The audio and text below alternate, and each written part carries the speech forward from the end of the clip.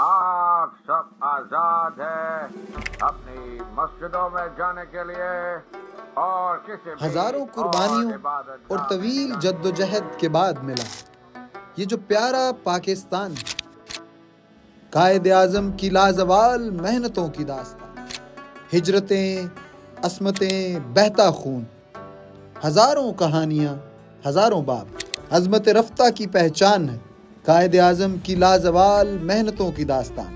قائد اعظم کی محنتوں کی قدر ہے قائد کو، تبھی تو ہر گلی ہر کوچہ سجایا تھا، پاکستان کو محفوظ تر بنایا تھا، غریبوں کا ہاتھ تھاما تھا، وطن کو عظیم تر بنایا تھا۔